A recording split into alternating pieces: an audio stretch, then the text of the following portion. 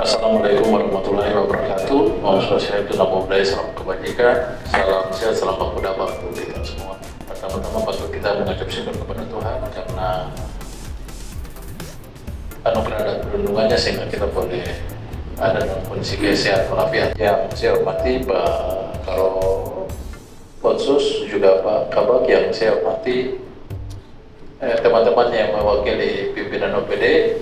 Itu pada yang ahli pimpinan OPD atau yang mewakili, mari kita sama-sama memberikan kontribusi yang baik. Dengan undang-undang ini, maka momentum revisi itu maka kita dorong dua peraturan pemerintah yang lahir, yaitu 106 dan 107. 106 itu bicara menyangkut kewenangan, 107 tentang keuangan. Itu adalah produk yang lahir akibat karena evaluasi 20 tahun itu tidak berjalan. Nah, karena itu dengan dua peraturan itu kita dituntut untuk menyelesaikan Perdasi dan Perdasus. Perdasi dan Perdasus itu juga kita pemerintah Provinsi Papua Barat sudah menyelesaikan bagian itu selesai. Nah, dua agenda besar secara politik dan pemerintahan ini, revisi Undang-Undang Nomor 2 yang lahir dan dua peraturan pemerintah itu adalah pikiran semata-mata menurut saya Pak Sen, itu adalah pikiran pemerintah Provinsi Papua Barat. Terus saya mohon terima kasih bagi Pak sudah hadir, dan selanjutnya saya memberikan waktu Pak Hasan akan menangkap kita. Makasih. Kemudian Pergub tentang batas minimal kapitalisasi aset itu pasal 60 ayat 3, itu sudah yang keempat. Lalu yang kelima, harus ada Pergub tentang tata cara pemberian pinjaman daerah pasal 77 ayat 4. Lalu yang ke-10, Pergub tentang tata cara pelaksanaan penyusunan anggaran kas dan surat penyediaan dana diatur dalam pasal 125. Lalu yang ke-11, Pergub tentang penyetoran penerimaan apabila kondisi geografis daerah sulit dijangkau dengan komunikasi, transportasi dan keterbatasan pelayanan teman-teman biro.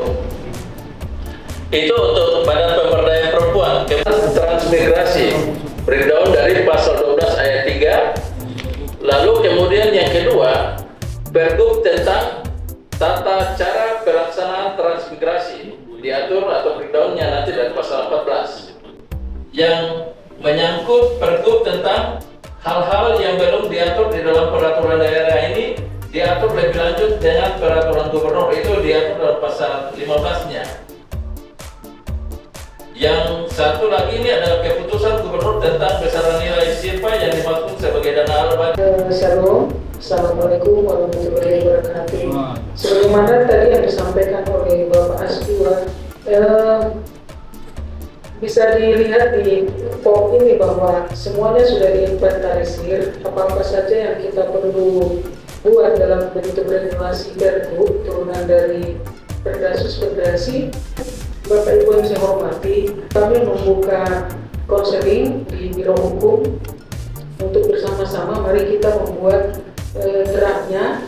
Kalau untuk manajemen ASN itu kan apa yang disampaikan oleh Bapak Asdua itu ada sih di perdana, yaitu pasal 22. Karena itu kita semua berkewajiban untuk konsekuen untuk melaksanakan itu. Lalu berikut adalah di sisa tahun ini saya kira kita semua bersepakat untuk menuntaskan Pergub sebagai pengguna supaya ini akan memudahkan semua pihak yang akan sebagai penyelenggara pemerintahan untuk menjadikan itu sebagai rujukan. Nah, itu yang pertama. Lalu yang kedua, mungkin juga ini Pak Asisten, ini catatan kami tidak cantumkan dalam konsultasi kami kemarin di kementerian. Itu ada soal prinsip yang harus kita sadari bahwa kewenangan 106 itu sudah harus diterjemahkan di setiap OPD. Jadi melalui SOTK. Jadi uraian tugas itu sudah harus dituangkan. Maka Pergub yang mengatur juga itu sudah harus diatur karena kita bicara kebijakan otsus akan jalan. Parameternya ada bagaimana diterjemahkan. SOTK mendudukkan kewenangan-kewenangan yang ada diatur dalam peraturan 106.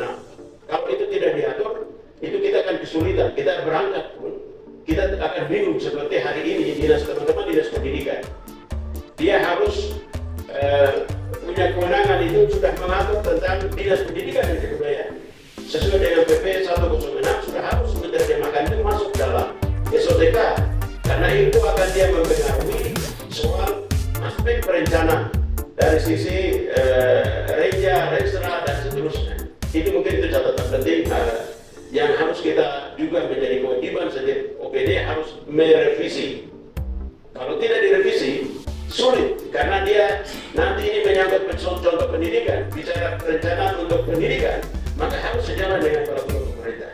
Nanti juga sejalan dengan SOTK yang ada di kewenangan dalam kelembagaan masing-masing OPD. Itu yang catatan saya dari ketua.